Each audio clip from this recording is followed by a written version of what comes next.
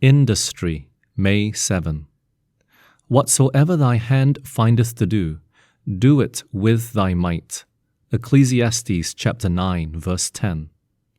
The life of Jesus was filled with industry, and he took exercise in performing varied tasks in harmony with his developing physical strength.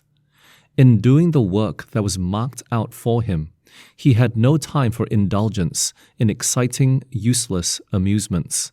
He was trained in useful labor, and even for the endurance of hardship.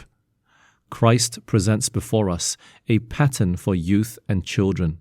His early life was lived under conditions favorable to the obtaining of physical development and to the acquisition of moral power to resist temptation, so that he might remain untainted amid the corruption of wicked Nazareth. The education of Christ during the time he was subject to his parents was of the most valuable kind. The physical and mental exercise that was necessary to the performance of his tasks developed both physical and mental strength. His life of industry and retirement closed the avenues through which Satan could enter to tempt him to the love of vanity and display.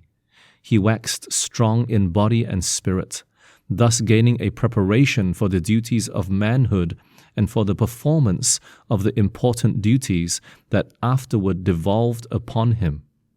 Jesus was an earnest, constant worker. Never lived there among men another so weighted with responsibilities.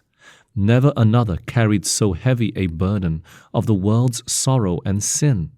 Never another toiled with such self-consuming zeal for the good of men.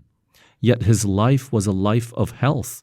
Physically as well as spiritually, he was represented by the sacrificial lamb, without blemish and without spot. In body as in soul, he was an example of what God designed all humanity to be through obedience to his laws.